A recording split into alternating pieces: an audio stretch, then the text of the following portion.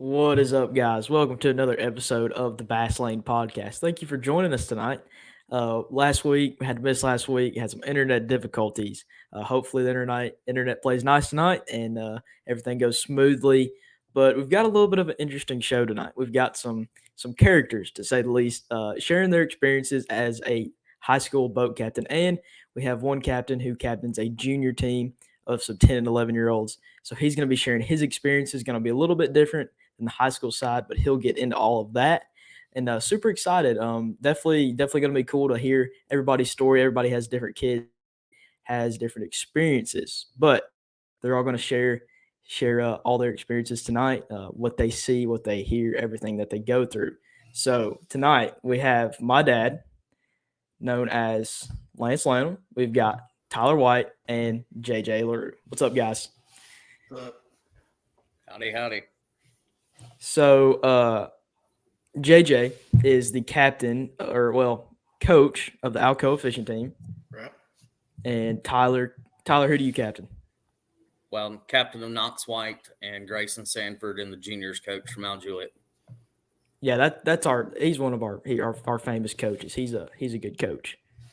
And then we've got my dad in the top screen there. Okay, we can't hear you. Unmute it, Dad. Talk now. We still can't hear you. Okay. Well, yeah, nothing. I think he's just messing with us. I think he is. No, I don't know what's going on here, but we'll let him figure that out here in just a second. But JJ, so I believe you captain a couple different teams, don't you? I've had in the past 5 years with we started Alcoa fishing team 5 years ago, and through it, I've got the chance to captain a bunch of different kids, which has been it's been very eye opening. I really enjoy getting to captain different teams. It gives me the chance to see different skill sets, different approaches on different bodies of water, and just a chance to get to know kids and see how they do with their partners, and then my own boy and his partner, and how all that works together, in comparison to others. Yeah, for sure. And getting to see all the different techniques, and everybody fishes different. And I'm sure you've learned some stuff too as an angler yourself. Oh yeah, the kids, watching them progress from middle school to high school is just unbelievable. And then you're a junior in high school now, so the progression from 8th grade to 9th grade to 10th, and now into 11th. And now most of these high school anglers, even some of the juniors, they're way more knowledgeable than I am. And by far, my high school anglers are way better anglers than I ever was. It's pretty impressive to watch them. Yeah, for sure. And just getting to see everything, like the difference between a high school angler and a junior angler, and watching the progression of that. I'm sure Tyler's seen that over the last couple of years or 3 years. However, how long have you been captaining for Grayson and Ox, Tyler? This is so they came in halfway their first season. So this is we'll call it 3.5, but 3.5. Huge difference from their first tournament was in February on Center Hill. And I remember them trying to parallel and throw a DT10. Man, we spent more time in the trees that day than we did anything. And to where they are now is night and day difference. Absolutely. And those guys, man, they have come a long way. I mean, it's like I don't know. They're just watching them continue to learn new things, stuff that I wasn't doing at their age by any means, stuff I wasn't doing a couple of years ago. It's crazy how much people are learning. I'm sure it's awesome to see that as a boat captain. Yeah, just obviously they got their first win this weekend, so super proud of that. But just the teammates and the friendship that they have created through fishing, and then just hanging out at the boat ramp, man, they have grown together so much. So cool to be a part of it. Absolutely. And we got a question. Dad, can you talk? See if we can hear you. Yeah, I'm good now. Sorry. Okay, here we go. I guess. What? You say a question for me? Yeah, well, I guess that's just kind of what comes with having a live podcast. You have some difficulties here and there. But Dad, what's your first experience with Captain and Well, me and Preston? I'm basically a semi-pro bass fisherman, so uh, they came out of the woodworks wanting me to boat captain back in the day. No, I mean, me and Presley, you've told this story many times. I mean, me and Adam Maddox. I hope Adam's on here watching. Like we started out camping and got into fishing that way. And long story short, like we didn't know anything, right? So we're like, so the boys Presley and Preston come on with a letter about a bass fishing team. So me and Adam got together. We're like, well, shoot, man, a bass fishing team's like, well, let's sign the boys up and maybe the coach will teach them how to fish, and then they come home and teach us how to fish. It's a win-win, but it obviously does not work that way. But now I remember our very first tournament.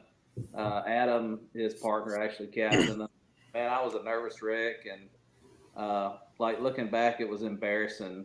Like what we did. I mean, we literally had saltwater rods and probably 60-pound mono or just something stupid.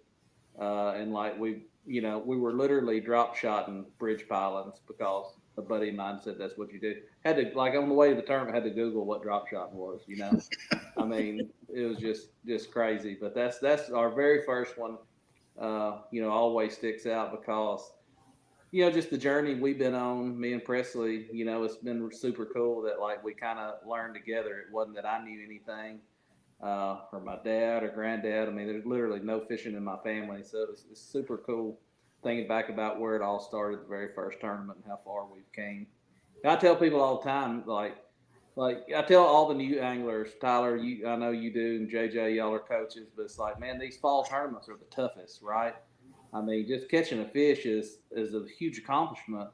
And but I hear these people, they're down, it's like, oh man, I only caught one fish. And I'm like, man, dude, I don't want to hear it. Like, literally, I think we fished 10 tournaments before we ever weighed a fish. So I'm like, if you weighed a fish before Christmas, like, you're kicking our teeth in from where we started, So. Oh yeah, I remember our first season we fished the very first tournament of the year, like in the fall, like September or August probably. And I don't think we weighed a fish until the next year in March, and it was only one fish. And like, I don't know, it just seeing how far you can come in just a short amount of time is crazy. And it's a lot of it is thanks to these guys that are willing to go sit on a boat with us for 8 or 10 hours and just watch us fish, or throwing a game plan or throwing some advice, or JJ's trying to kill Walker and Joe. It kind of just depends on the situation. But Yeah, and I want to say this, like, it should be encouragement. Our story should be like encouragement to people that are getting started and don't have a lot of, because it used to intimidate me. Like, I was thinking like, oh man, I mean, these other boat captains, they really know how to help their kids, or they've got the experience. And we're a good example of anybody can get out there and put in the work and figure this sport out. So it's a lot of stress for a boat captain to, especially like Tyler, when your kids are juniors and, they rely a lot heavily on you to, to help them get out there and practice and put a plan together. But zero experience, man, you can still get out there and your kids can learn how to do this and compete with the best of them. So for sure. Tyler, how did you figure out about this? The whole boat captain thing. Like, what is your first memory of like, hey, we might want to do this? So I think Knox was 5, and there was a BFL up at Old Hickory Lake. And I want to say somebody from Mountain, this was like 2017 or 17. Somebody from Mount Juliet was fishing, was there, and we talked to them. And I want to say the next weekend there was a Tennessee Bass Nation tournament coming there. And that person at the BFL told us about it. So we just came up to the weigh-in, and that was the first time I met Reddick. So he was 5 years old, when we first heard about it, and he was totally heartbroken. He was a kindergartner. He was totally heartbroken and disappointed that he couldn't join it until second grade. So I literally had to every year just, hey, buddy, you got 3 months left, 6 months left, whatever it was. And then when he was coming out of second grade, going into third grade is when I said, okay, buddy, we're going to figure it out. So he's known about it since about 2017 and waited for 2 years to be able to join. And just knowing Knox, I'm sure that was a fun 2 years. Oh boy, it was constant. So, but I mean, he's been my fishing partner, and other than Craig, man, I haven't fished a tournament with anybody else since he was about 5 years old. Yep, and I saw you posted last week before the Del Hollow tournament we just had. Knox went on his first tournament without you. Yep. It kind of felt like he was going on his first date with a girlfriend or something, but he got to fish with Pat Chance. Pat's brother was having some health issues, so Pat Chance asked him to fish the seniors tournament out on Percy Priest with him last Thursday. So I had to get him up and send him out in a boat that wasn't mine. That was a little tough, but happy for him to do it and get to learn from other people. And thanks to Pat for doing that for sure. Absolutely. JJ, what do you remember? What was your first thought of high school fishing or junior fishing, whichever one came first? Well, something started back in the early 2000s here in Blount County. We had a PE teacher. I think his name's David Clark, Coach Clark, and I think he's in your neck of the woods now at one of the schools down there. He transferred from Maryville Middle School down to there. But in the early 2000s, he started a middle school fishing team. And this was prior to, I guess, Tennessee Bass Nation and our high school events that we're accustomed to. He took the kids from the school, started a fishing team. They had jerseys and everything, and they would meet up at a ramp. This was the idea from the start. So they would meet up at the ramp, and they would do like a BFL draw and pair them boater and non-boater. And, I mean, this is 2005 or 6, I guess. We had an adult Bass Nation team, so we kind of adopted into it, and they asked if we'd help, and sure enough, we got boat captain, volunteers. But everybody that captained were local pros, like Ott Defoe, Wesley Strader, Andy Morgan. The first tournament, almost all the local pros within, 50 miles of Knoxville showed up to be boat captains. And there were just a handful of us that were just the local guys. And, of course, we don't know what we're even getting into. Never heard of captaining a kid. And meet up, and they pair us up with our partners, and I get 2 kids. I don't know what to do. I've never took a kid fishing. I'm just, been out of high school a handful of years. And we walk up to my boat, and here's all these wrap trucks. And I guess that would have been FLW time frame where they had, full wrap truck, ever starts, and all that. Yep. And we walk up to my 1991 Ranger, and the one kid has an ugly stick. It's still in the wrapper. It ain't ever even been unpackaged. And the other kid, he was a little more experienced fisherman. He walked up and he said, "Man, your boat's an antique."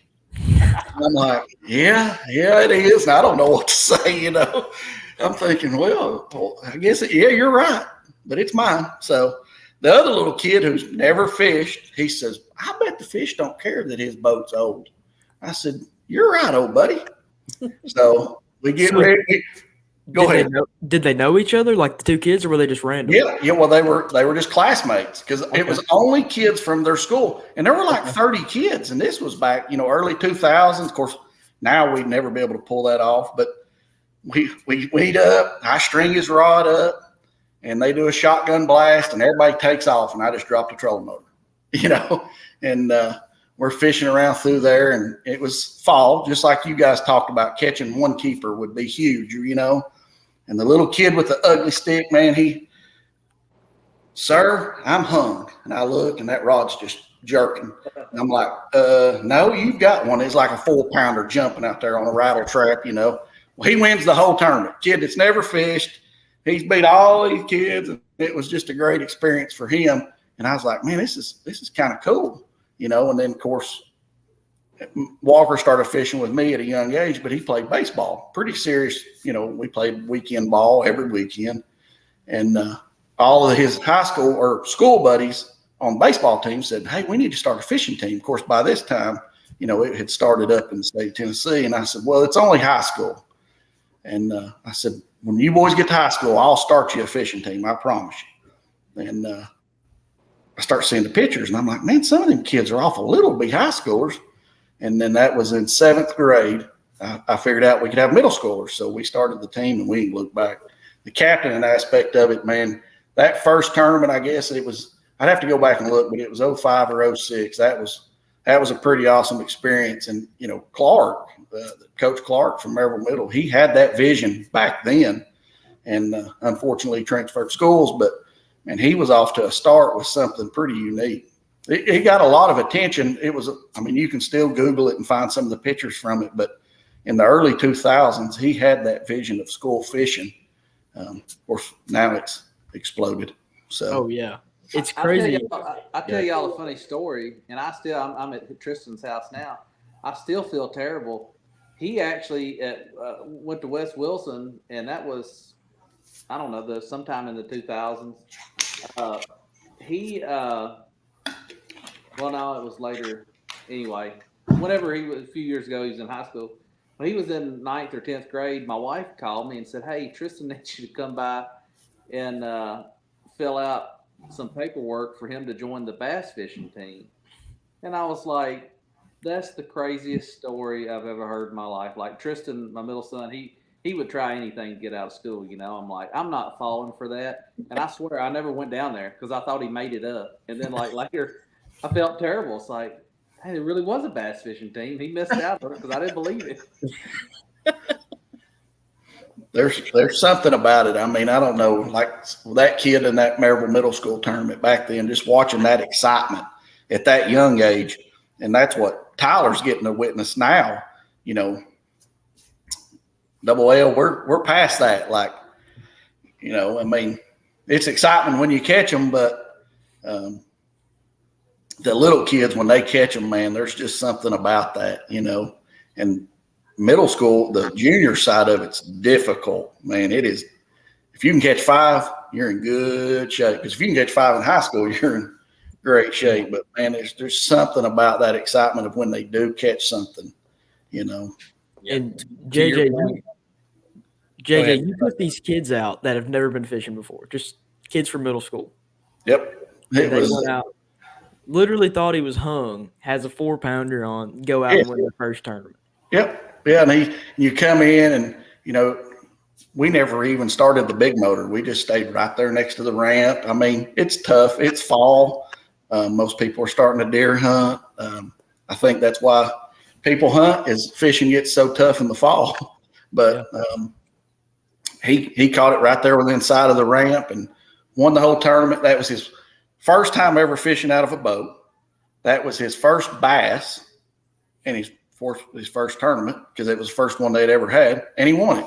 So it was a pretty cool. I think he ended up, he probably had about 5 of those tournaments.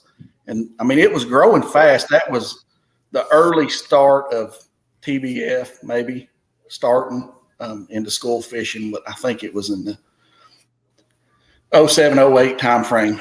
So Maryville Middle School had that program. And it was neat, man. He had got all the sponsors, like the bait companies hit him up and they donated stuff because nobody ever heard, around of having a school fishing team. It was a neat experience. That was my start into school fishing and captaining, because that was something to learn, I'll promise you. Oh yeah. So did they catch any more fish, or did they just have the one? Some stripe or something, but it was a full-fledged bass tournament. And, and now when we have a team tournament this time of year, we're the same as you guys. We all have a handful of the teams are very large. So when we have a team tournament this time of year, we normally hand all the teams an index card. And this really is good stuff for the juniors, is we have them log any fish catch, what time, who caught it, and a length or something, and take a picture of it, because a lot of times catching keepers in a fall tournament on Fort Loudon is difficult. So a lot of times we just have to award on a number of catches or, the biggest inches or something like that, which, we learned that hard because we have prizes, and then you come in and you have 3 places to pay out in juniors and nobody had a fish. So then they get rewarded for their catch. Keep them interested. That's right. That's what it's about. Yeah, that's a great. I've never even heard of somebody doing that. Like that. Once you catch a keeper, you throw the index card. You're not even using it no more. Once you put a keeper in the box, the index card goes away. So that's sweet. Never heard of that. We've got a couple questions though that people have commented. A couple just comments too. America's Most Wanted from Sevier County Anglers. that's right. A couple from Kelly Barnett that I'm probably not going to pop up on the screen. He should be in bed. What's he even doing up? I don't know. Civil Camo, what was your biggest challenge as a boat captain? Tyler, we'll start with you. So starting with 6 and 7 year olds, one, obviously skill set equals frustration. I've always told Craig if I could take, and I love my son to death, and he's growing into a fine young man, but his competitiveness was way ahead of his maturity when we first started. Great. If I could, at 7 years old, if I could have combined Grayson's attitude and Knox's, and Grayson's a very good fisherman. But at that point in time, if I could have molded them together, we would have had the perfect fishermen's. But Knox would get so frustrated. Like, I'm talking in tears, frustrated if something didn't go right.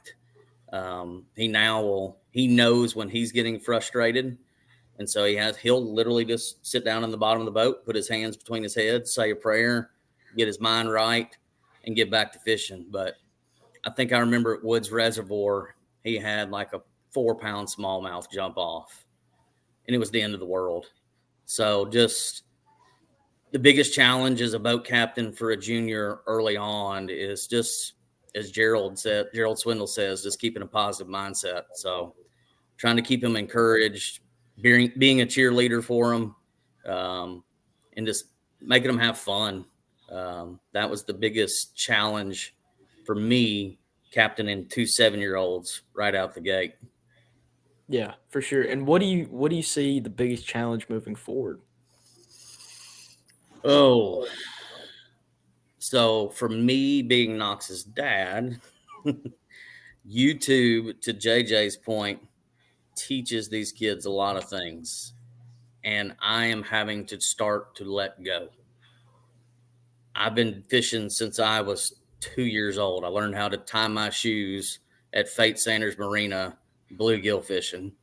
I caught my first fish at 2 years old in the Ski Cove on Percy Priest. I've been fishing for 37 years. And now Knox and Grayson are becoming advanced enough. And I'll tell you a prime example. Last weekend at Del Hollow, we had been fishing an area, and Knox is like, Dad, I want to go over to this point. And it was totally out of what we had been doing.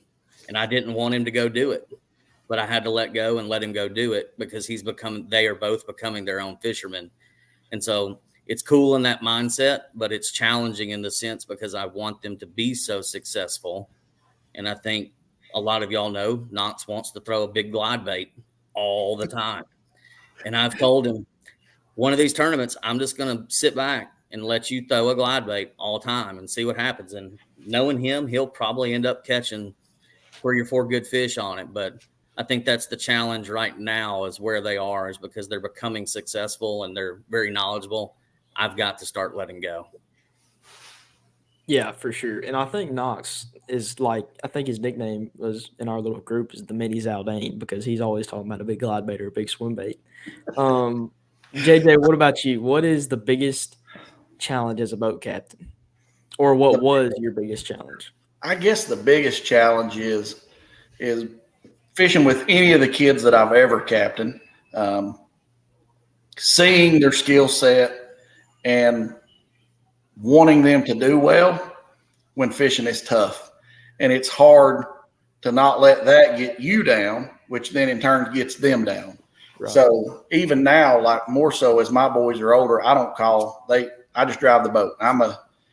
As Lance would say, I'm just a designated boat driver, right? So now, though, when they're struggling, like I know they can do it. I know they got the knowledge and the skill set to do it. And I want them to be so successful, but fishing is not a sport where you're successful. You fail way more than you will ever be successful. So just wanting to always be successful, you need to learn from the times that you don't do very well. Yep. And I guess wanting them to do well, and I want it so bad, and you want it for all of them, but then it don't happen, and easy for them. They just move on and go to the next one. They're already talking about, like right now, my boys are already trying to erase Chickamauga thoughts and looking at Priest because Chickamauga is not one of our favorites. They're more worried about Percy Priest, and me, I'm like, oh gosh, we got to go catch some, and yeah, but that's the biggest thing, I guess, is, wanting to see them do well, knowing they can do it, not just my boys, all of them. I mean, anybody can win a tournament at any given day. So, but it's the time that it's really slow and you're like second guessing, man, maybe you should do this, even though that isn't what you practiced and you don't have confidence doing it. Just wanting it so bad for them and then letting it get you down. That's my thing, I guess, is the hardest part is to stay positive, when it's tough. Yeah, absolutely. What would you say, Dad? Or Double L, sorry. Well, what would you say is the biggest challenge? It's definitely has changed, but I mean, early on, starting out, was definitely like just feeling the weight of y'all's success on my shoulders, trying to, like you don't want to see your kids fail, right? And with fishing, man, you just, as a boat captain, you just feel so helpless a lot of times. Like, man, they're looking at you at like what to do, and like you don't know what to tell them. But I mean, I'll tell you this. Presley, I have lied to you so many times, and I feel terrible admitting it. But I have lied to you time and time again. Like, I just would make up stuff. I'm like, dude, we're just keep, throw a crankbait or throw a rattle trap or whatever. Or like, y'all be like, hey, I just talked to a buddy of mine.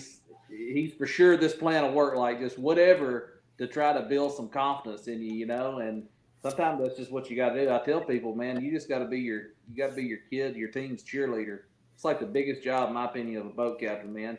You just got to cheer them on and help them keep their head in the game.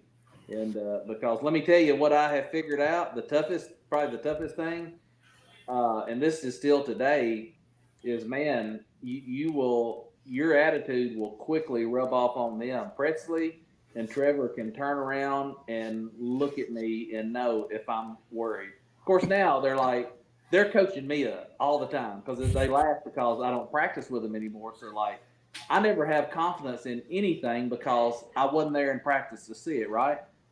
So we'll be sitting there.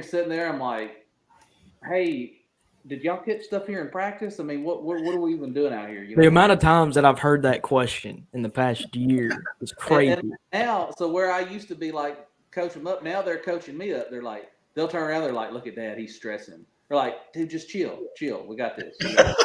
So I'll be like, yeah. They're coaching me up, but but early on, just definitely, it's a stressful deal. All kinds of. The kind of the laughing thing about high school fishing is you say high school fishing and, we could basically predict the weather. Jake Davis and David can predict the weather because if they put a date on the calendar, you can dang near bet there's going to be a cold front. Guarantee you. Yep. Or wind. Going to be a lot of wind. Yeah. Presley, you need to work in a random spot in your next tournament. Just go somewhere random. So Double L will be like, did y'all catch fish this year? Nah, Dad, we didn't even fish here. We're just going to try it out. Just wanted to gut check you, make sure you were on your toes. The funny part is, we might have caught 5 3-pounders out of a school, and he's like, y'all catch anything here? Be like, no.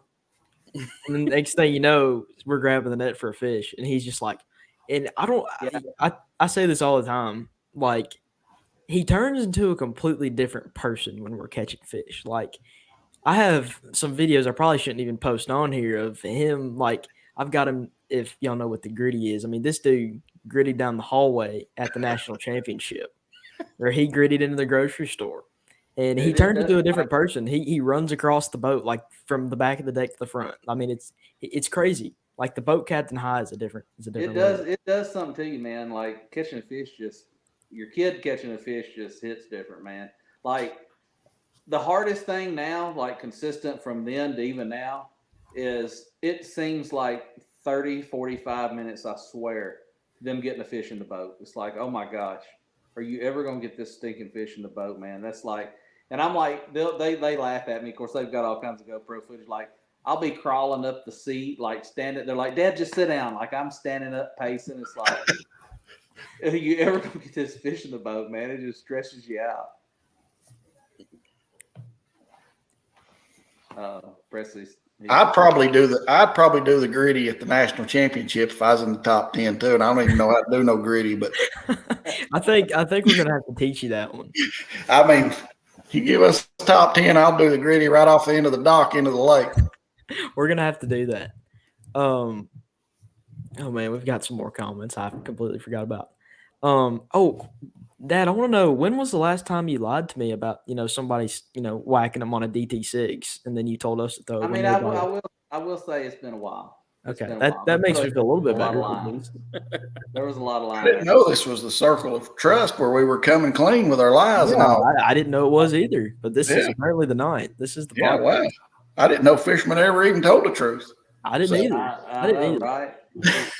We're trendsetters around here, man. I got you. Craig Sanford knows. He knows we tell the truth a lot. What is it? Lance's favorite statement, you walk by and say, how much y'all got? We got about 7, 8 pounds. You go up there and drop. Is that 14? Oh, that was times 2. I forgot, Sandbaggers. Sandbaggers, that's it. I will say we've struggled this year and last year with finding a good quality set of scales that would. I understand. Yeah. Maybe you need some batteries. Take them energizers out of there and put some Duracells or something. It helps if you actually use them, though. True. And I'm a terrible guesser. Like I'll be honest, for everybody that laughs and gives me a hard time about sandbagging, I'm a terrible guesser. And one time I guessed and they went up there and weighed, and it was less than what I told everybody. And that was like embarrassing to me. I'm like, whatever. I ain't happening again. I had that discussion with somebody today. I'm like, I don't want to be that guy that says we have 18 pounds and come in there and have 12. So I'm always going to be light. Yeah, guarantee you. So, and we all know Jake Davis's scales. Sometimes they weigh heavy, sometimes they weigh light. They're all over the place. Sorry, Jake. I mean, that's what everybody says. Yeah, right. Right. I mean, as soon as we come in, it's like, yeah, scales. Scales are heavy today. Yeah. They're just $3,000 scales, I hope he's not watching this, because y'all are going to get some mean text messages after this. That's okay. I'm used to it. I'll take them. We got another question from Sevier County Anglers. If you guys could captain a boat outside of your team, what team and what tournament would you choose and why? Dang, that is a good one right there. That's a deep question. That is. Man. Who's going to go first is the question. Well, do we need to think about it? That's I got a feeling this group might here just do a switcheroo. Yeah, I was gonna say, man, I would probably go with Ty and Chase. I'm sorry, JJ, I'm jumping on it before you get on it. Dang, that's exactly what I was gonna say. I'd go right with Ty and Chase. I mean, they fish kind of opposite of how we do, and man, they just have great attitudes. And, I think it would be fun to get in the boat with those guys. And I don't know, I'd probably go Douglas just because I just love Douglas. And I know they know a little bit about Douglas. So I think it'd be fun to be in the boat with the boys at Douglas. So that'd probably be my pick. What about you, Tyler? Oh, on the junior side, because I'm getting to know them better, and they're just goofballs. They're really fun young men. Be Baylor Cooksey and Elijah Booker. They're good fishermen, and they just be fun to be in the boat with. Oh yeah. And they just got second at Del Hollow. Yeah, they got second at Del Hollow. They won their first one, I think, up at Tim's last year, if I remember correctly. And they like to fish like we do. We like to have our boat in the mud, so I think we could do well. There you go. All right, JJ. All right, Tyler, I got another question for you. If it had to be a high school team, who would it be? Oh, I'm going with you and Trevor, no doubt.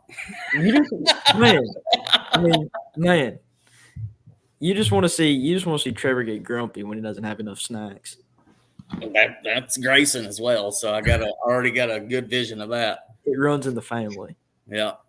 All right, JJ, what about you? If you had to pick a team. Man, I would have said Ty and Chase too. I really like those boys. They carry themselves on and off the water. Like I really like. We've had this discussion before. Me and your dad have. I like the way they carry themselves. I guess I'd pick the Hickson boys. Some wrong heart. I got to watch them at Douglas at the state championship. I was captaining Jackie Hatfield and Graham in that tournament, and I got to watch them utilize some live scope and got to talking to them about spotted bass and some of their home waters. And I think that would be a fun group to fish with. Great guys too. Oh yeah, those are some hammers. Yeah, for sure. And they carry themselves very, very well too. So I would pick those, I guess. Yep, those are a good group. That's a now, good group if I could pick juniors, okay, I'd probably pick Knox because my first experience with Knox, I don't know him, and we're at Dayton. When we fished chick? Was it last spring? Yes, last April. Yeah. Yeah. So it's before daylight, and I walk down on the dock, and there's some snickering going on in my boat and Tyler's boat, and I don't remember who else was there. It may have been Hatfield or one of them boats. And Joe was kind of not laughing. And I said, "What's so funny?" And Knox had stood up and made a cast out the back of the boat. And Joe told him, he said, "Hey, I'm turning you in. You're going to be disqualified." And Knox said, "Are you a high school angler?" He said, "No, I'm a college angler." He said, "Well, you worry about college." So after that, we come back that night at y'all were staying at Blue Water as well, and we kind of hung around with them. And I think Joe, first thing he tried to do was show him an Arashi and called it a hinkle, Shad. And he's like, "That is not a hinkle, that's an Arashi." So I'm like, I kind of like this kid, like that was his baits, and he's got the lingo down. So I can imagine that would be a fun trip. Oh yeah, it would be interesting. That was probably the best interaction I've ever witnessed pre-tournament. Was you worry about college then? You worry about it. Speaking of boat snacks, what is the best for a new captain? What is the go-to boat snack? What's the recommended top pick for a snack? That's an easy one, son. Uncrustables. Uncrustables. Okay. Yeah, freezing mugs. They're perfect. What kind? Are you getting strawberry, Nutella? I mean, a whole box of them. I don't know. I can eat a whole box of them. Variety pack. Yeah. Variety pack. Okay. What about you, Tyler? I'm going to stick with the Richmond, North of Richmond song. You can't go without fudge rounds in the boat. Fudge rounds. Okay. What about you, Dad? And it can't be a keto snack. Like if you had to pick something normal, not a diet snack. What would it be? Oh gosh. It can't be a can of Hyenas. You can't be diet on a boat. Exactly. You can't. I mean, I watched him at Del Hollow actually pick the meat off of his sandwich. He took the bread off of it because he's on some weird diet. I'm unfriending him. Trying to stay in shape for you boys. Trying to get an hour or two, on the maybe weighting you down. No, I mean you got to have Pringles. Yep. I mean, we can never not have a can of Pringles in the boat. And man, I'm a bologna sandwich guy. I don't know what it is about fishing, but man, I love a good bologna sandwich out on the water. there's a little evidence that Dad likes a bologna sandwich from. Oh my gosh. Yeah. Yeah. I mean, here's the deal. I mean, Jake and David say it all the time. I mean, boat captains, man, we have to stay hydrated and we got to eat. I mean, because if we go down, y'all ain't got a chance, right? I mean, we got to we got to keep that positive mental attitude. We got to stay. We can't get hungry and grouchy. No doubt. Speaking of snacks, Knox and Grayson, they had their limit about 10 o'clock Saturday morning. And it was coming up on 10:30. And I said, okay, guys, rod's down. We got to take our 15-minute snack break. And they're like, we still have to do that? I never liked those. We were horrible. We were at a Bassmaster Open and at Hartwell, and we got it. Dad got it confused. We took our lunch break 15 minutes early, so we had a 30-minute lunch break, and that was a very frustrating experience. But I think Dad just wanted to have time to cut his tomatoes out onto his turkey sandwich. Yeah, I mean, you gotta carry a pocket knife. You gotta come prepared. That's not been that long ago either, is it? That was practice. We went up a couple weeks early to Douglas for the state championship. Yep. That was that. And some very, very interesting times on the boat. Always. We've got some more questions. I don't even know if we're going to get to all of these. What advice would you give an angler / parent that does not have a boat coming into the tournament scene, I guess?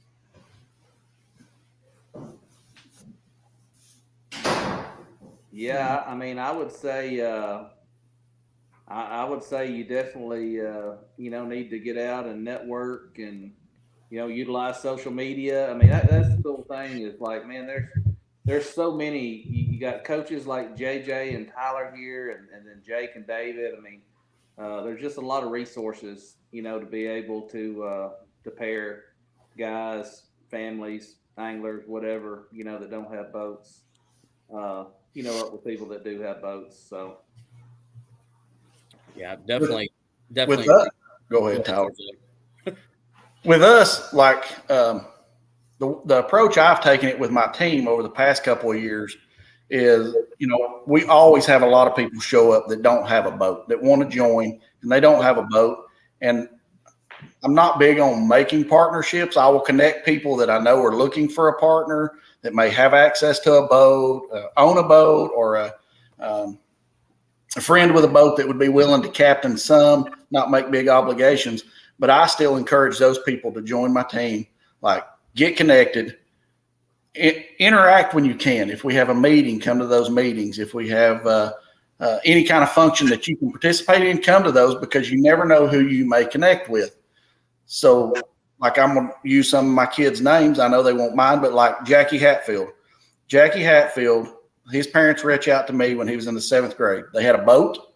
They bought a Ranger aluminum boat. They were new to fishing. Didn't have a partner, didn't have a team, and was looking for somewhere to fish. They come to a first meeting, and I felt them out, and I thought, man, it's a good opportunity. Of course, anybody and Tyler would say the same, you guys as well. Somebody that wants to join that has a boat, like, let's go. Come on. Yeah, we'll take you. But they joined, and then fast forward to now, his partner is Graham Willis. You guys all know him, Jackie and Graham. We all know him. Yep. Graham was on my team for 4 years. He was the first 2 years he was on it. He had a partner. They're best friends. They still fish together some. But he don't want to fish the tournaments like Jackie and Graham do now. So it took 2 years, but when Jackie and Graham connected, spent some time in the boat together and decided to become a partnership, look what door that opened. And, they finished this past season 5th in the state points. And you're talking about 2 kids that come into this, between 4 and 5 years ago. One had a boat with zero knowledge of fishing. Jackie and Chris have learned together. They're not a family of fishing. He's not grown up fishing like Tyler and myself. Lance, you fished your whole life, or no? You haven't. You said that earlier. You learned it now. So you've got 2 kids that ended up finishing, 2nd in the state championship, 5th in the points, won the Bass Pro Championship, that all connected through that avenue of not having a partner, and one of them not having a boat. Graham Willis doesn't own a boat. He fishes nearly every day. The first time I went out, I captained him, and I don't remember who he fished with. I captained him, and I'm like, man, this kid can cast like nobody I've ever seen, but he fishes out of a kayak all the time and off the bank. And his roll cast, sidearm roll cast is unbelievable. And, now look, and that's so for somebody that doesn't have a boat, get connected with a team that will allow you to join, stay interacted, and potentially meet a partner or form a partnership that may carry you through your high school. And I was going to say too, I can't talk a whole lot about it because I don't know a whole lot about it, but I mean, worst case, if you just doesn't work out, I would absolutely encourage people to, to look into the kayak. Absolutely. I don't know. I feel like eventually it could come to the high school, but Right. It's definitely starting to grow, within the college level. And I know there's colleges looking for kayak anglers, so there could absolutely be a ton of opportunity, for kayak anglers in the future. Yeah, a big future. I mean, I know of Campbellsville and Carson Newman. They have kayak programs, and they're actively seeking seniors graduating ready to go into it. And I mean, to me, it's an awesome experience. I mean, they're outfitting them in fully rigged Hobies, competing all over the nation. Yeah, absolutely. That's a super. Go ahead, Dad. I was just going to say, hit us with some more. Come on, we ready. Man, we ready. We prepped all day for this. Yeah. Okay. I heard JJ was a little nervous going into this. Man, I ain't up for all this. I can talk on the phone all day or a small crowd, but this camera stuff, you say it adds 10 pounds, but it looks like it's added about 25 here on the screen. Maybe that's in Uncrustables. I don't know. Maybe. What is y'all's favorite part of captaining? Like the best overall part of it? Sorry, Tyler. I'd say watching them grow. And then just from where they were 3.5 years ago to where they are now. That's skill set, but that's also attitude. And that's probably the thing that I'm the most proud of for both of them is their attitude, just where they are. They're maturing. They're becoming young men. It's been really fun to watch them grow. And then just time on the water with both of them. When they're having fun, they're being silly. Dale Hollow this weekend there was some videos taken. I think one was posted on Knox's page. They were getting jiggy with it. So just having fun with them, man, and watching them grow has been really awesome over the past 3.5 years. All right, JJ, what about you? Man, I would say, I guess the same as that growth, watching them grow as anglers, but the competition. I really like the competition side of it, and then the camaraderie after the fact, like meeting people from all over the state, different people from different walks of life and different aspects, and all of that just funneling into growth as an angler. I can promise you, like, if you're involved in high school fishing, middle school fishing, there's going to be an enormous amount of growth as anglers. Oh yeah, and it's a big family too. I mean, you meet so many good guys too. Yeah. All right, Dad, what's your favorite part? I don't know that I can wrap it all into one thing. I mean, it's like just been like a family thing for us. I mean, it's just what we do, right? I mean, I love, number one, there's nothing more satisfying than seeing you and Trevor catch a fish and have a good tournament, and get up on stage. And man, it's just like the most rewarding thing ever is to get to watch you guys. And it's like, man, the part that the people that are watching online or at the weigh-in watching, it's like, man, they don't see all the ups and downs and the lows that come along with the little short periods of highs. And just watching y'all work through all that, battle through all those ups and downs, and then come out on top, man. I mean, it is just so rewarding to see that. But then, like JJ said, man, getting to all the friends we've made. We have literally made friends all over the United States doing this. I've always loved to travel. I've lived on the same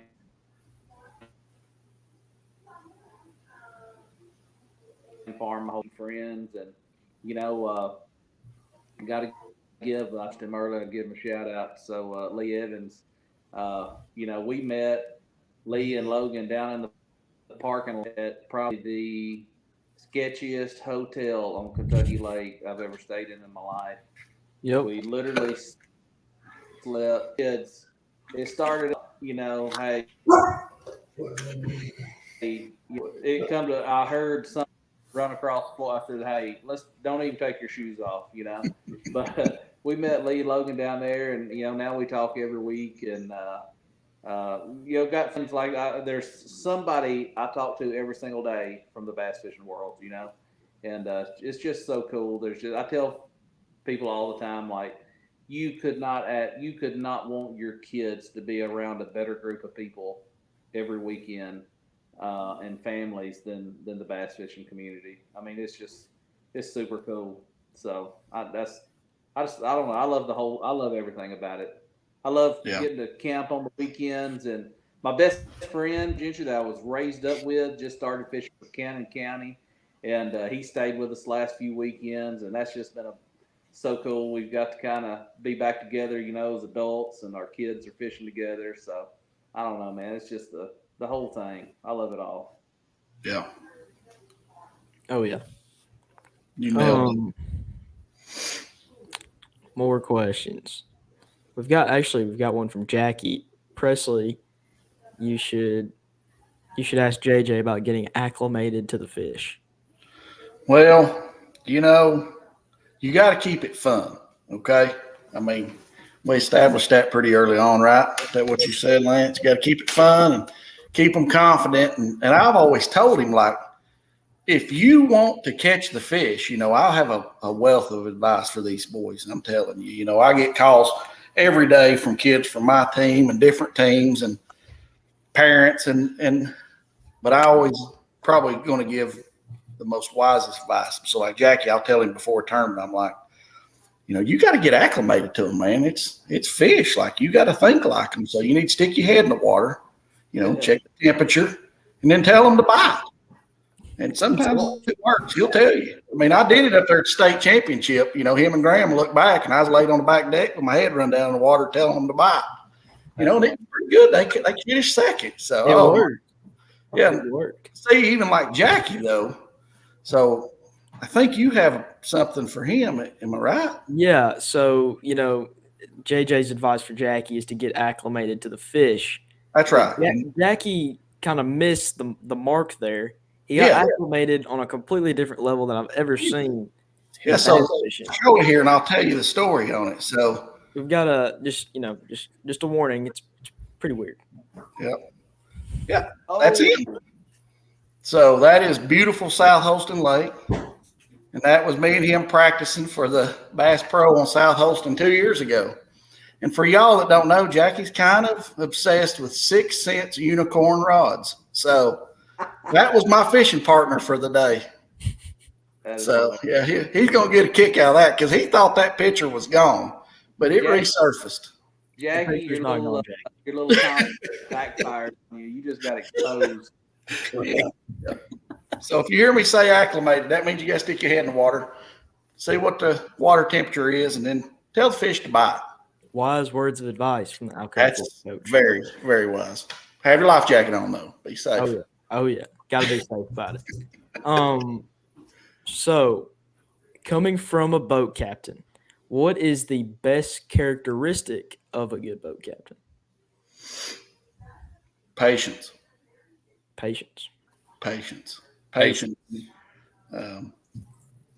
Willing to keep it positive.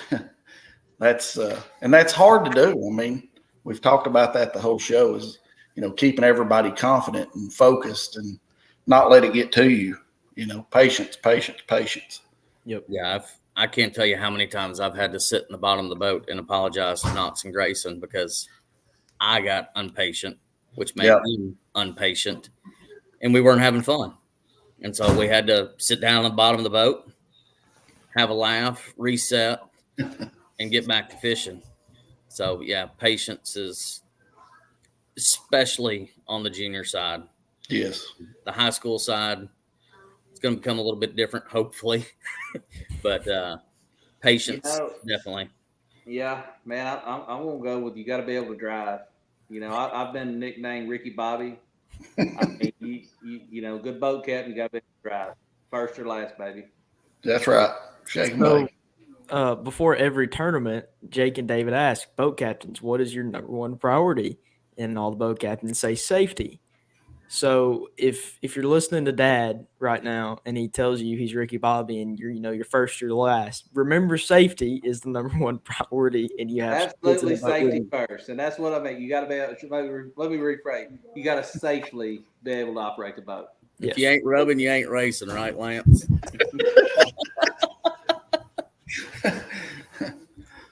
Oh man, I'm starting to wonder my choice of boat captains to get on this podcast. Oh no, we're perfectly good. Yeah, yeah. I mean, you're all right. You're not too model citizens. Civil Camo. This is Hunter Hamilton. Civil Camo is Hunter Hamilton's dad. He's now fishing for LSUS in Louisiana. He said it's the only high school sport where they allow the parent on the playing field, and it's the biggest challenge, but the greatest joy. True. I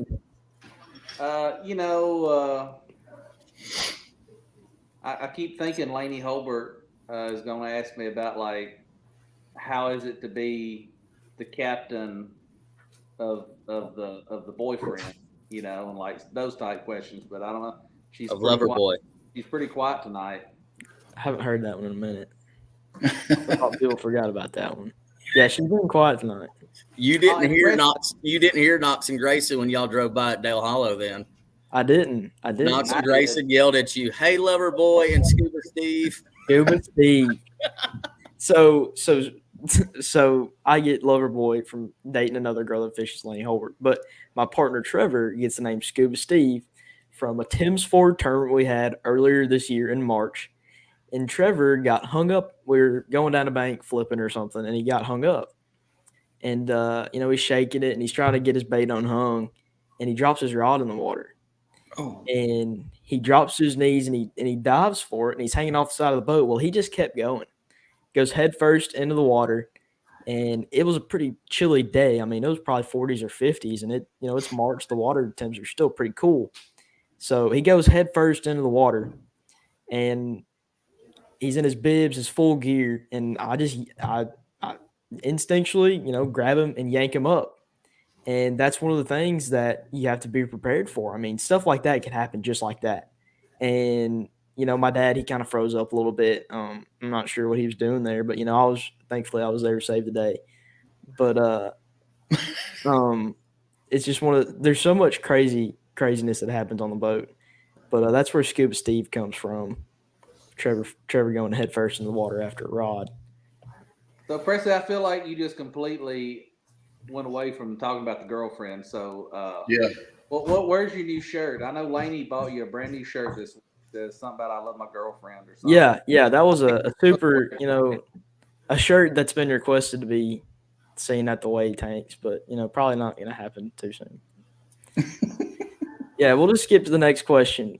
Bruce. I want to give Kurt Holbert a shout out because, like, me and K-Dog, like, we got a whole nother level of problems. Most captains don't have to deal with. Okay. Well, so anybody that, if you want to know if you want to know more about anglers dating within the fishing team, like, hit up me or Kurt. We can definitely give you some one-on-one on that. Well, Kurt has actually asked the perfect question for you. Lance, have any of the other boat captains got any advice for us on how to handle boyfriends, girlfriends fishing against each other? Yeah, no, Kurt, I think that's like, I think me and you are like pioneers.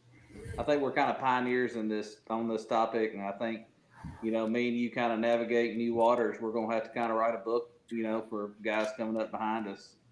So, I mean, how did the relationship go after Nick and Jack, oh man, that one's still touchy, that one hurt a little bit. That one stung, but you just gotta push through. Just gotta push through. Shoot, I loved it. Oh yeah. Bruce Smith Outdoors. What tournament from blast off until weigh-in did you and your team fight through constant adversity to come in and have a good tournament? Man, That's a long question. We'll just think about it for a second. no, that's a good one. I can tell you, was it when was the MLF National Championship on Pickwick? You fished it, Presley. Was that 2 years ago? It was. It was right? 2022. Okay, so the second day, we sat on a school of fish pretty much the entire tournament. And you would go through spells where you'd get a bite, catch one, and then you may go for a while and have to change up and do something different. And I'm not the best with advice at this point. Like I said, their skill set's above mine. I just drive the boat and make a few every once in a while, like, hey, maybe you ought to try this. Well, we'd had a Nico rig. Is that what it's called? Yeah, Nico rig, right? Yeah. It'd been rigged and it'd been in the passenger side of the boat over there the whole tournament. Nobody ever threw it. And I told Walker, I said, hey, man, you ought to pick that Nico rig up and give it a try. He said, oh, I hate that Nico rig. I ain't throwing it. I ain't never caught a fish on that thing. That's a dumb idea. I said, oh, okay. All right, good. And Joe's like, Walker, that's probably a pretty good idea. Try it. So, all right, well, I'll try it. He's pouting back there to get his rod. He throws it, feeds it some line. It's on a deep school. He closes the bell, and he didn't give it one hop. Oh, gosh, get the net. And Joe netted it, and it was the big call that day that got him into the third day in the top 10 of that national championship. And that was a good decision. I'm like, well, heck, it's been laying there the whole time. Why ain't you picked it up till now, That was a terrible idea when I presented it. So I guess those kind of that's kind of the only fights we ever have is if I do make a suggestion, it's normally not the right one. Sounds about right. I know, Presley, you can argue with me, but Lay was probably a pretty good example. Oh, absolutely. I completely let a bunch of people get in my head, and I kept trying to encourage them to do something that's not really their strength. And, we had all kinds of stuff come up. It was some bad weather that day, and my spring broke on my hot foot, and I was trying to get us up down the lake without killing somebody. And towards the end of the day, it was like 2:00. We didn't have fish in the boat. They finally just said, hey, we're going to start looking around out a little deeper and kind of fishing how they like to fish.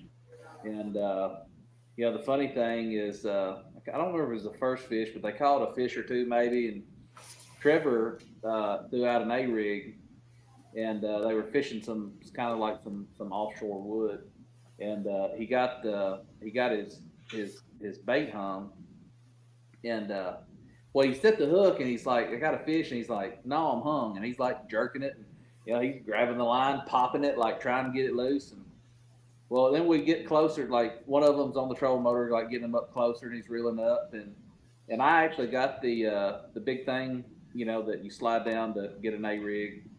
You know what I'm talking about, the big thing. With floating. Yeah, so we got it out, and Presley put it on there, and run it down in there, and he's pulling. Well, anyway, they get it almost to the top, and Presley's like, oh my gosh, fish. Well, about the time they get it up to the surface of the water, the line breaks because Trevor's sitting there reeling up as Presley's pulling up on the puller thing with A-rig. The line breaks, the puller, the A-rig, the fish, everything goes back down in the water. Presley dives overboard, reaches out, goes down he's shoulders down underwater. It's cold. He comes up out of the boat, flops over, and he's holding a 5-pounder. Oh. Got hooks buried in his hand where he just grabbed the A-rig, the fish, everything, and then rolled over. And then it's 2:00, right? And then all of a sudden, boom, boom, boom, we got a limit, and we ended up qualifying for nationals. I mean, just a horrible, horrible, horrible day. And just that quick, it turned into an amazing day. and super cool. They still fight over who caught the big fish that day. Took the plaque. I mean, technically, I think they both caught it, but I think ultimately Trevor got it on, so we let him claim that victory. But it was a 5 pound, 12-ounce largemouth. It was big fish that tournament. Dang. Yep. Was that this year? Yeah, it was late in February this year. Yep. Gosh, that was cold. Yeah, it was, and it rained like all day. That was a tough one. But yeah, the egg rig, everything fell in the water, and I hit the deck and I just scooped with my hand, and I didn't even have it like this. Like the hook was in my finger, and I just drug it up over the side of the boat. And there's a picture of me laying on the deck with this fish like huddled around it, and you can see the egg rig it was in my middle finger, like right here, just stuck right in the middle of it, and this fish is flopped on the deck, and we're just like, whoa. I have the egg rig over there. It's all mangled up. Actually, no, I'm gonna grab it real quick. It's pretty cool thing. Yeah, that was a tough day, and I tell people all the time, that's so many stinking times. I mean, we've just found out that, like, dude, you just cannot quit. I mean, things can turn around so fast. Yeah, it's flat because he rolled over on it, was laying on it. But like that A rig will stay in there forever, man. That thing's got a good story.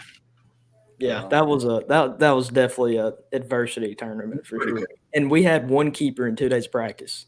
Oh wow! So and we didn't have it was at least 1 or 2 o'clock. We didn't have a keeper in the boat, and that's a good testament to never stop fishing until the very last second, because it can happen. Like that. And I'll say to your question, Bruce. I mean, like adversity and being successful. Like, man, I don't know that. I mean, we've had a couple that just seem to work out, but they're far and few between. I mean, most of our the boys' successful events have been some of the most challenging days, and I tell these young people in boat cabins all the time, it's like, man, we almost anymore look forward to the tough tournaments because that's when everybody else gives up and your team, you can keep encouraging your team. If your team can somehow keep their head in the game, a lot of times it'll end up paying off for them, So you just got to encourage your kids to. I mean, it don't matter if you fished all day long and don't have a bite. If then there's only an hour left, man, fish that last hour hard, and you'd be surprised sometimes how that last hour can pay off. Our best tournaments are always what I've witnessed with my boys.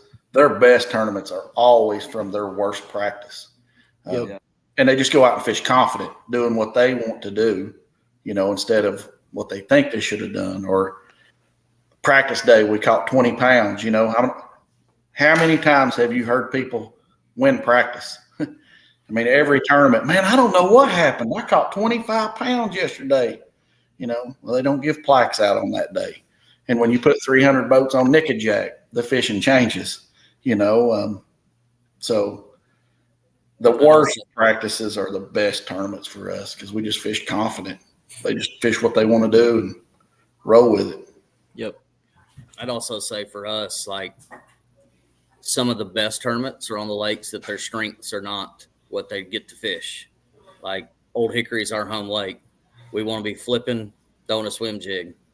For some reason, they seem to do better on deep, clear lakes. Right. Probably the most challenging tournament was Nationals for them because we actually had good practice, to JJ's point. And then the wheels fell off on day one because we're chasing cane piles and 30-foot brush piles, and those spots would shoot up like bottle rockets and Brown's backs. And Knox had a 4-pounder on, come out of a cane pile first day, first thing in the morning, lost the fish. And then we had found a guy down there, Southern Hook, shout out to Rick Steckelberg and the Fickle Shad. Yo, man. Day one, those fish and the spots down there are nuts, right? Oh, if it's cloudy, they don't want to eat. But if it's sunny, they'll crush it. And, of course, day one for them, it was cloudy. And so the fish were just blowing up behind it and not eating it. So they zeroed on day one. And, man, the attitudes for 10 and 11-year-olds on day one of the Nationals when they've done so much work to get there was really challenging. But was proud of them, and because it came through as a success story on day two, they managed to get a limit. You know, they could have finished 110th, but they ended up finish 60 something. So to see him to Lance's point, fishing to the last minute, they pushed through on day 2 and managed to get a limit, and they could say, hey, they held their own in national. So that was a cool moment for them. Yeah, for sure. And it's definitely, I think your mental attitude and your confidence, fishing is, I would say 70% of that. And because if your mental game affects every part of fishing. It affects the way you make decisions. It affects the way you fish. It affects your attitude, how overall your day goes. And you can't let your practice get in your head. You know, you lose 2 or 3 fish that, you know, might have, you know, helped you a ton. And if you lose them, you just got to keep your head in the game and keep pushing through. And it's high school is full of adversity. You get thrown some crazy stuff and crazy situations, but you just got to push through and keep moving forward.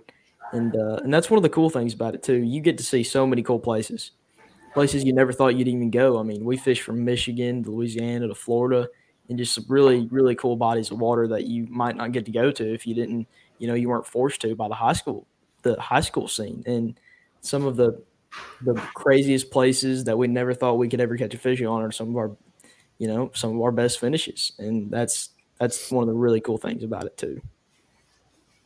I agree. What is y'all's favorite lake?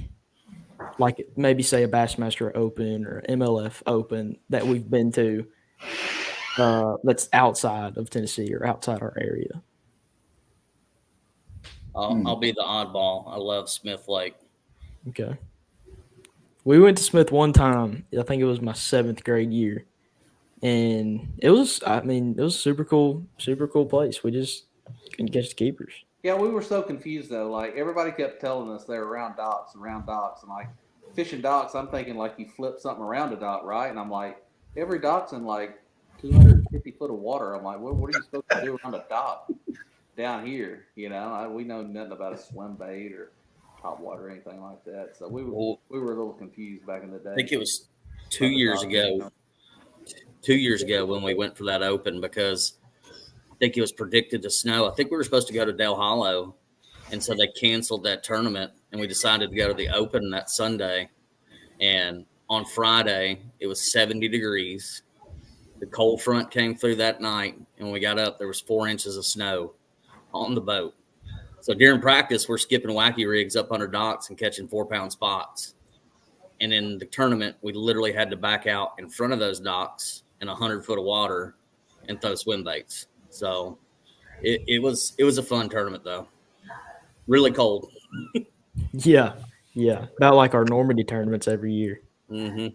I'm a Sag Bay fan, man. I'm so stoked about going. I'm looking forward to that one. It's awesome. Yeah, dude. It's so cool. You can go out deep, fish for smallmouth, fish for largemouth. And it's just such a cool for people that hadn't went up north. I mean, you know, it's just a different environment. It's just really cool. Really cool place to be. A lot of fish. I guess my favorite out of state lake. It wasn't a great tournament experience. Walker was in 8th grade. He fished with his 8th grade partner, and that dad captained, and I captained Joe and another kid. I don't remember who his partner was, but it was on Lake Cumberland in Kentucky. I like Del Hollow a lot during the winter, so it was very much like Del Hollow, but I mean, just the diverse habitat. Like you could run up in the river, and it was like a Tennessee River styled lake, shallow rock flipping, and then the lower end was deep and clear and standing timber on the edges of the banks. I guess where it had been in a drawdown, there was a lot of brush, and it was a really neat lake. I'd like to go back there. I hope we get to see it again. Yeah. Cumberland that's a super fun place we haven't been to in a while. But Yeah. I would be okay with going back there. Yeah, that was a good one. Our tournament wasn't great, but I could see that being the stars aligning on that one, and it could be a really fun tournament because you don't know what you're going to. It could be largemouth spots or smallmouth. Oh yeah. Yeah. John Nelson. I hope that the coaches show the kids how to deal with adversity, especially the on-the-water disputes. Is this a focus and held accountable amongst the captains?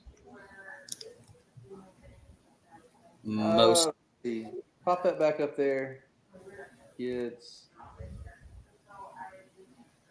Yeah, John, that's we were just talking about that earlier, me and JJ, I think. Like, I know the kids look at it as just fishing, but that's why as a dad and a coach, I love this sport in that we get to teach our kids and you can, as a boat captain, you can look at it as, hey, I have to go out there and sit all day and I don't get to do anything. I don't get to fish. You can look at it as, man, I missed, watching a football game today because I had to sit out in the rain. Or, I mean, you could just look at it, any way you want to. But I look at it personally as, man, it's a crazy cool opportunity. And the number one that I get to be with be with my kids, my team, and which is just priceless to me. But man, we have such an incredible opportunity, right? So I pray every single morning before I leave the house that I can use, that God will use, I can use my blessings from God to bless somebody else, right? So we have the opportunity every single weekend out on the water to teach our kids, how to deal with adversity, how to deal with challenges. Hey, life ain't fair. Yeah, I had a great practice, and now there's 300 boats. Or I had a great practice, and the TVA dropped the water 5 foot.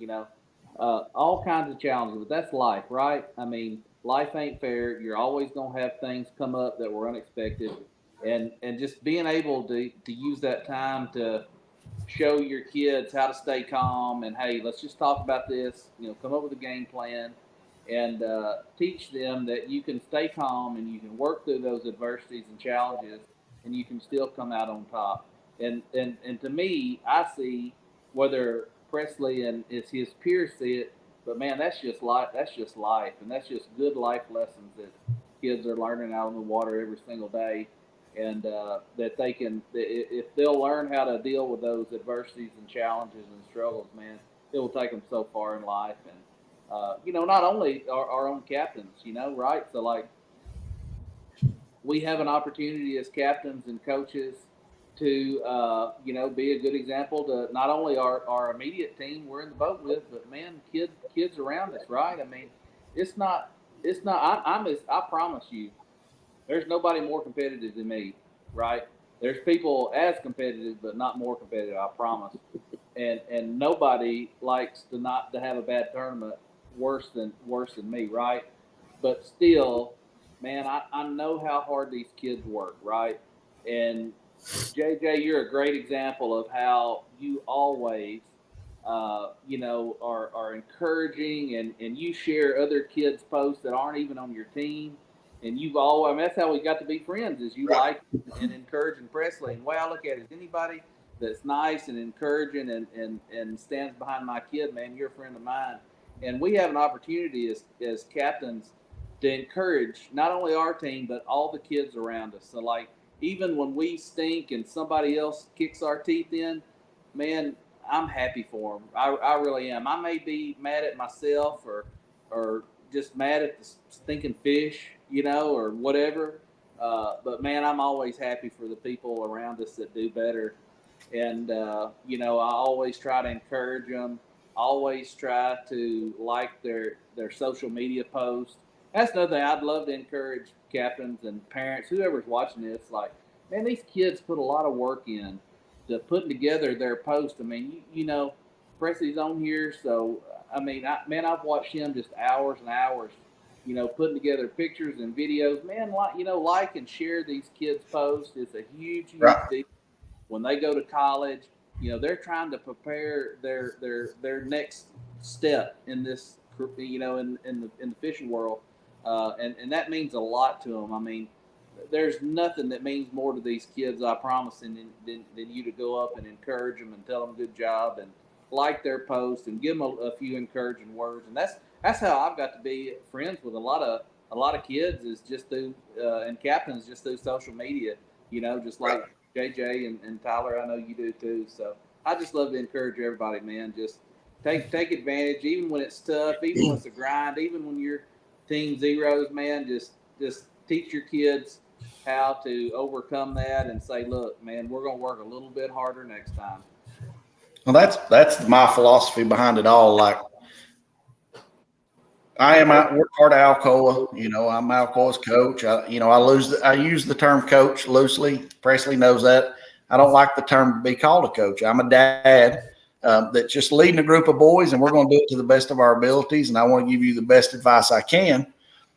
But I encourage our guys to always, be good sportsmen. Like we were talking beforehand, fishing, these fishing tournaments, you are not going to win a lot. There's only one winner. So when that guy gets his win, congratulate him. Learn to take your loss, gracefully, and encourage, let him, that's his win. Knox, that when they won this weekend, that's their win. Let them have that and congratulate them. Look for high percentage finishes. And, that's one thing I push, high percentage finishes. But, man, congratulate these guys. Like, you don't know the impact you may make on someone, being encouraging and, sharing their social media posts and helping them. Like, we all should be working at this together. Like, it don't matter if you're Mount Juliet and he's Mount Pleasant and all these other teams. Like, at the end of the thing, we want the kids to be successful. And you can be successful as a group. Like Jack Davis will say, when you go through his checkpoint going out, we're all competitors. Everybody's looking to win. But when we come in, we're there together. Like, you should be just as happy for this kid if he beat you. Like, congratulate him, shake his hand, tell him job well done. That's the stance I've always taken on it. And especially for a kid that I know that's putting in the work off, outside of here, how he carries himself, his character, how much work he's putting in when nobody's watching. So, that goes hand in hand. Of course, Presley knows this story, but state championship. We were staying at the lake the whole week. I didn't captain my son. I never practiced with him or his partner. They practiced in separate boats every day. I was on jet skis and ski boats the whole time, but I seen Presley and them out there every single day. Every single day, I seen them. I should have sprayed them on the jet ski probably, but I didn't do it. He deserved that win. He put the work in. And, my boys saw that too. Like, they didn't have a problem losing to him. Jackie, I captained him in that tournament. All I did was drove the boat wherever he wanted me to go. And, he said it as well. He didn't care to lose to Presley and Trevor, the work they put in for that tournament and all the tournaments. So, that's what it's about, is building each other up. So, yeah. And the way I see it as a dad is, man, we got a good problem, right? I mean, like you say, we're all competitors out on the water and stuff, but man, really and truly, we're blessed in that, man, our kids want to fish. And while other kids are out doing God knows what, our kids want to be on the lake, right? That's a pretty good freaking problem. And that's why I encourage other people to get into bass fishing. Especially with what we have. And hey, good fishing, bad fishing, whatever, man.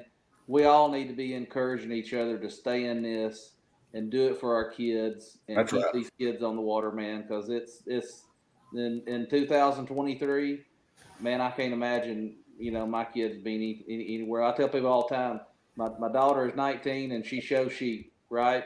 We're either going to a sheep show somewhere or we're on the lake fishing, man. And sometimes it's like by Monday morning, it's like I'm going to work for a break. I am just completely beat. Right. It's like, man, and already on Monday trying to figure out how I'm going to be 900 places on the next weekend. But, man, it's a heck of a problem to have. That's right. And, I feel like in the state of Tennessee, we have a multitude of different organizations we can fish under. But when you get outside of our state and start talking, man, like, I really feel like we're all pretty fortunate to have the opportunities that we do with Tennessee bass. There's other trails, and we fish some of those other trails, and they're great. But my boys like the competition, and they like the size. And, not all states have that. They don't have the amount of tournaments. I think, I'm not positive, so I don't want to say no names, but I think there's a adjoining state to us that only has 2 divisions, and here we've got 5. We got 5 divisions, including the state and the Bass Pro. So, I mean, you can fish as much as you want or as little as you want. And I feel like we're pretty fortunate with what we have, within the state of Tennessee for our anglers. Absolutely. And And Presley, I want to go back to John Nelson's question real quick and comment. Yeah. I think as boat captains, dude, we have the best opportunity that God could ever put in front of us to be examples of him, man. Like teaching your children respect. We were on Dale Hollow this past weekend, and we're sitting in a creek channel turn. And we all know next to the point, it's 80 foot deep, and a boat could run through there. But we're 100 yards away from the point, and there's 500 yards behind us. Like I stood up from a safety perspective to make sure that the guy saw me. He wasn't in our tournament, and he slowed down. He said, "Hey, y'all okay?" I said, "Man, we're okay, but we're 100 yards from a point. I'm not mad at you, but from a safety perspective, I wanted to make sure that you saw us." And I know I'm in a bright green boat, but I could have easily stood up and threw my hands up in there. "Dude, what are you doing, man?" That was an example to my boys in the boat of how to handle that situation. And then just being a servant, man. One of our team members had a prop, sling an ear. I had to weigh in, get to see Knox and Grayson win, and then immediately go out 20 minutes out in the lake and pull that bow back in. So another example of how to be like God. Man, we ended up finding some fish near one of our teammates that's on the high school. And Knox knew who the teammate was and knew that teammate had been catching fish. And he didn't want to go catch their fish. But we were 600 yards away. And on Saturday morning, that wind blowing, I was having GPS issues. I would look up, and we were getting close to where that high school team had been catching their fish. I'm like, "Knox, get on the trolling motor, get away." So teaching him respect of other fishermen to make sure that he understands that we're not going to go whole sit. We're not going to run the bent rod pattern. We're going to do our own thing. But we wanted to give that other angler the courtesy. And I made darn sure when I idled away, I said, "Man, I want you to know we are not trying to fish your fish." I bet I said it 50 times. So going back to John's point, man, as boat captains, we have the greatest opportunity to teach these young men and these young ladies how to be God-fearing men and women and just to be good citizens and how to treat people. So I think it is fishing's fishing. To me, being in that boat with Knox and Grayson, it's about teaching them life lessons. Yeah, that's good. I agree. Especially with all the boats we have. I mean, our organization in Tennessee is huge. I mean, we have almost rarely ever less than 100 boats in every tournament. And you run into a lot of people, especially, on smaller lakes like Nickajack's a good example. We always have a stacked field at Nickajack, but it fishes really small. And you have to learn to fish around people and learn how to be courteous and, just communicate with everybody else. If you're, pulling up by somebody, just be like, "Hey man, you mind if I fish over here?" It's, that's one of the biggest things that people run into is people being mean to other people because they want to fish by them. Just say, "Hey man, you mind if I come over here?" Well, that goes hand in hand. Like with our stuff, we have the 50-yard rule. Yeah.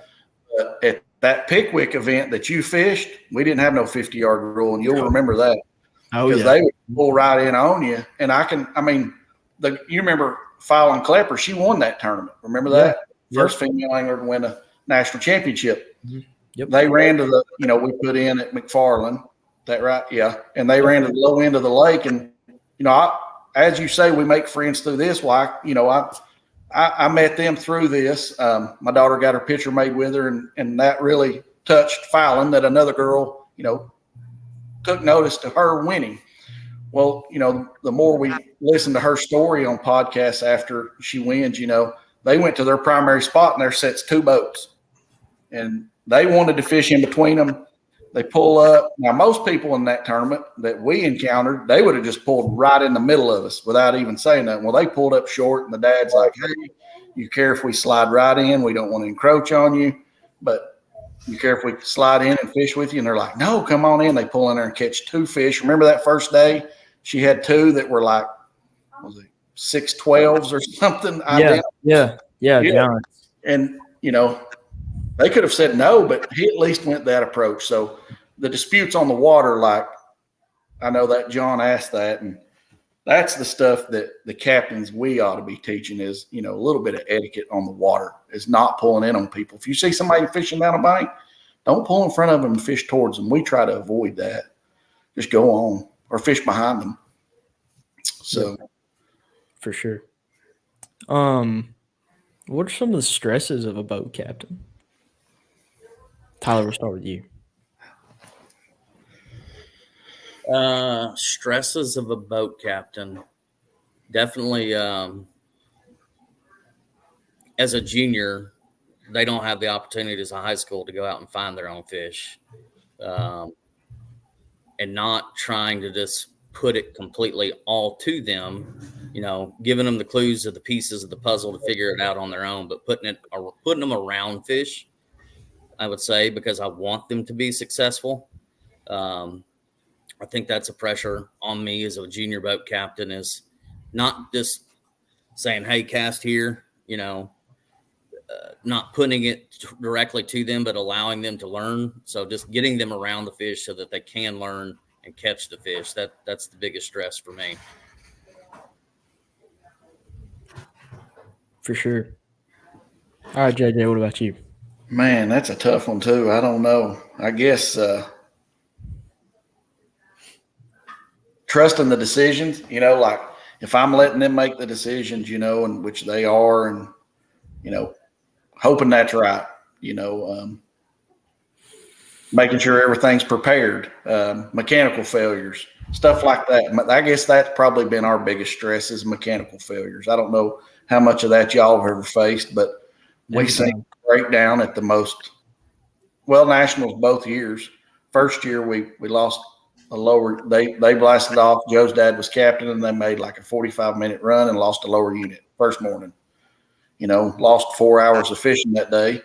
Blew a motor this year. It just seems like we have it when we least expect it, and there ain't nothing you can do about it. That's something you can't control. I mean, who made a post this week? Was it you, Presley? Control what you can control, or what was it? Yeah. Brandon Pollock says it all the time. Control the controllables. That's right. So, like that stuff, as a boat captain, I guess that goes back to where we want you to be successful, and it's stressing us out when something happens that we can't help. And letting it get to you as a captain. Yeah, that's a good one too. Yeah, that's some of the things we as boat captains control. Is like, we had some trouble at nationals, losing some fish, almost cost us fishing the last day. And, looking back, I'd noticed our recirculator, wasn't working right. And like, I don't know, I just was busy and didn't think about it. But man, that one really was a big kick in the teeth for me. I feel like I let the boys down, just like you say, mechanical failures, just making sure we're doing our part on stuff that they maybe can't do or not really their responsibility to do. So, that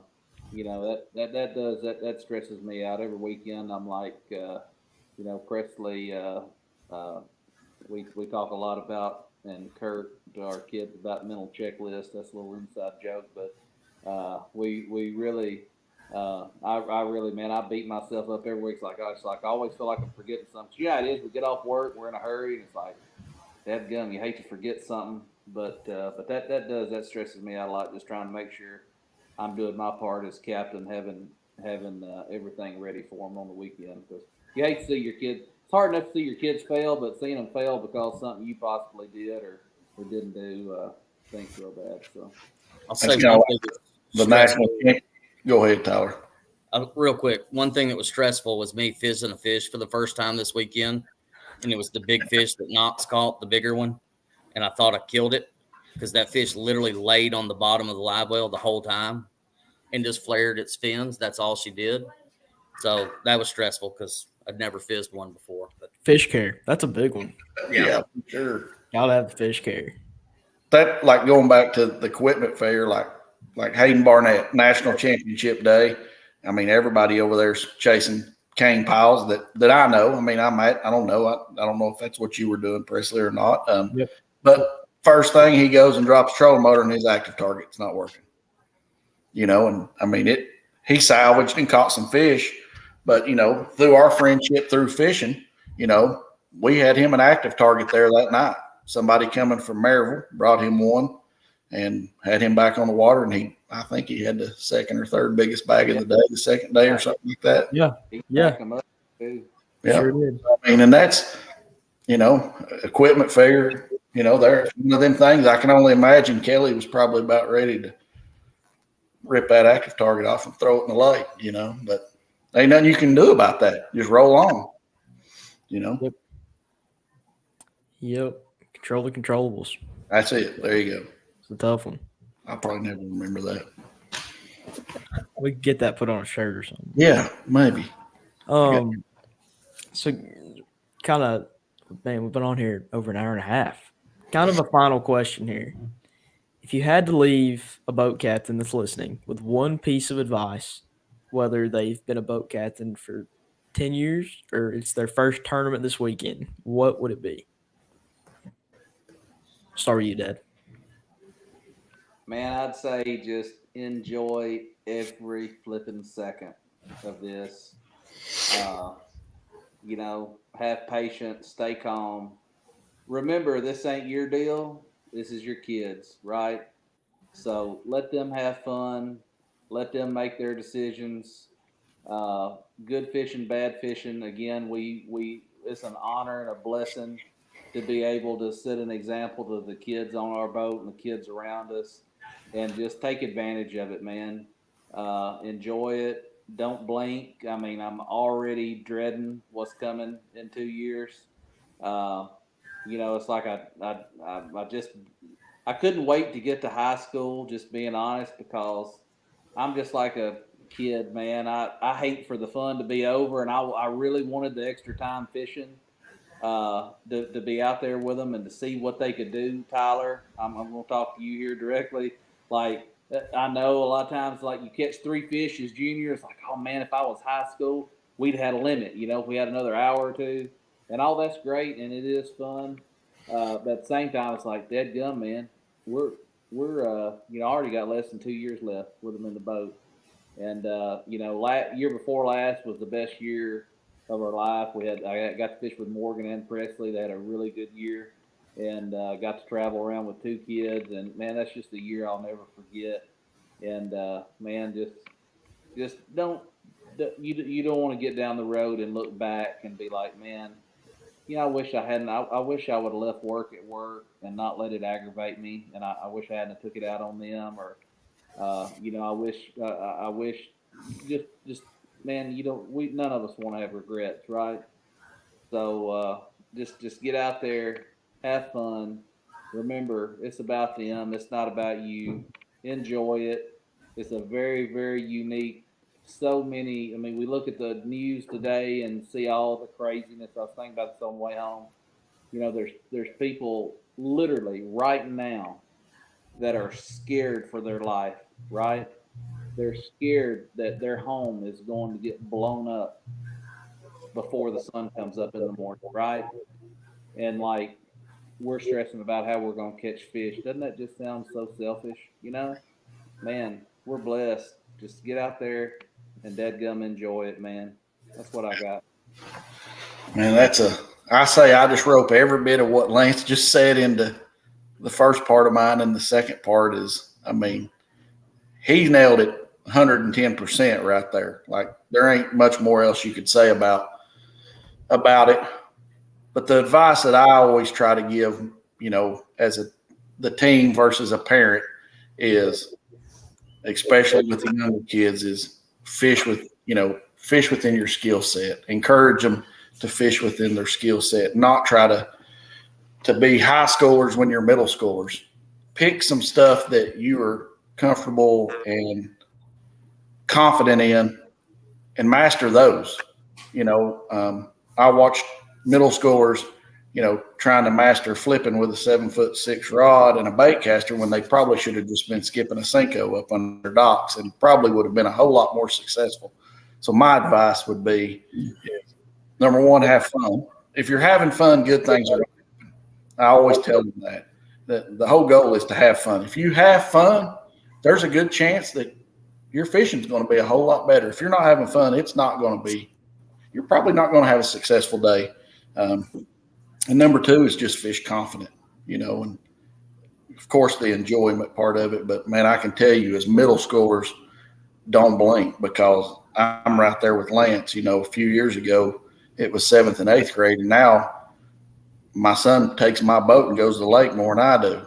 And they practice on their own, and it's like, well, here's where we're going, here's what we're doing, and enjoy it, man. Enjoy it, but keep them confident, I guess you should say. That would be my advice.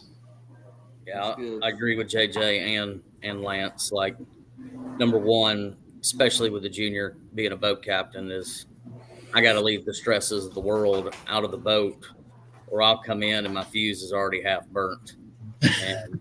And dealing with two middle schoolers, and that fuse can go quick, and it's not their fault.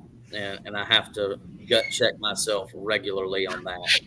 So being a cheerleader, having fun. I was talking, we've got a couple of new junior teams with Mount Juliet, and man, their first tournament was the first stop at Del Hollow, and they were disappointed. And I told the boat captains going into this, and actually had one of the teams over to my house and talked to them for 2 hours just about things to do at Del Hollow, and they didn't catch fish.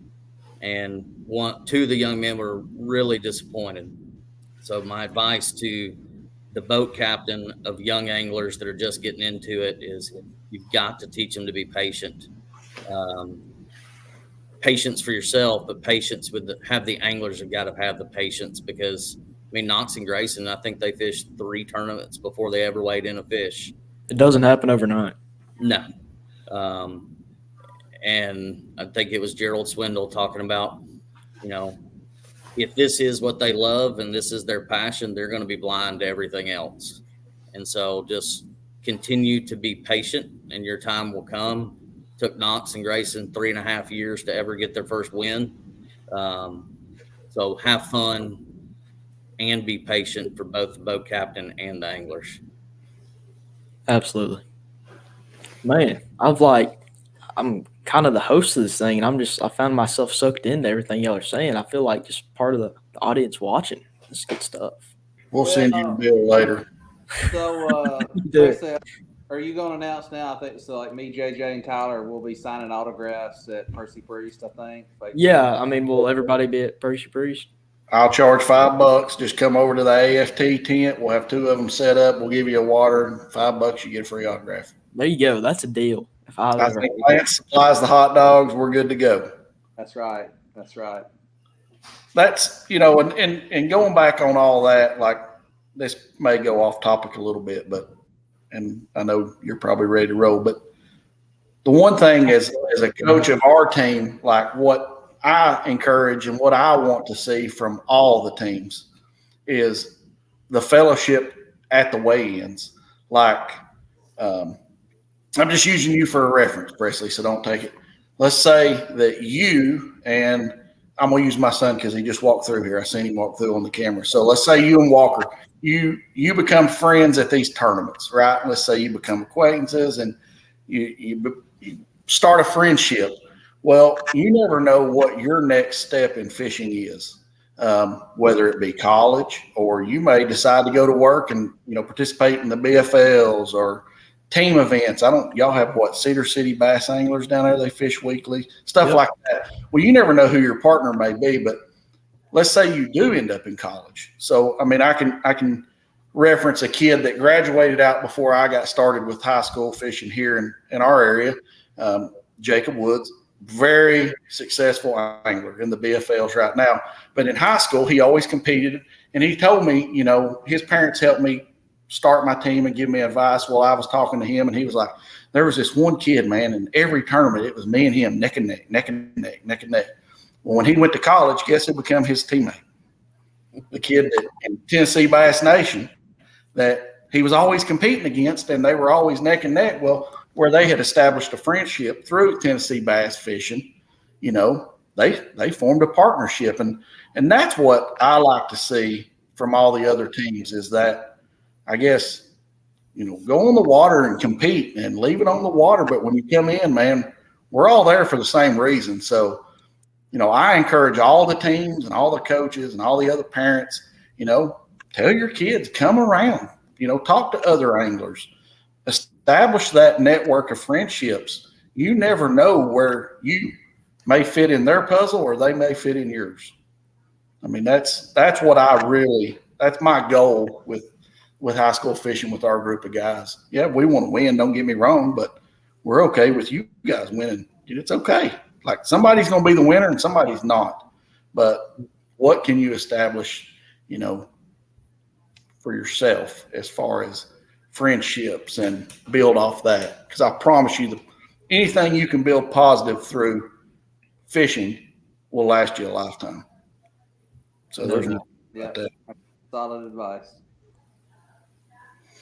Man, it's been some good stuff. I mean, seriously. I mean, I've been thinking about it all day. Well, here's the deal. You say it's good. You ain't seen the bill yet. Yeah, exactly. I mean, I'm on overtime rates, huh? You know, whew. This ain't all what you bargained for. Who do we mail it to? Lance? Yeah.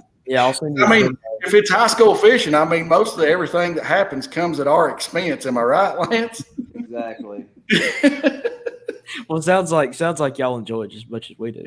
Oh yeah, we do. I've had a good time, man. And again, that's like JJ said. I mean, we love seeing you guys network and build friendships. But I mean, man, I love this kind of stuff too. I could talk all night, but I know these guys, especially JJ, needs to go to bed. He's out. But, yeah, man, y'all 10-20. Are you kidding? Well, thank you guys for coming on. Thank you Appreciate all. the opportunity, man.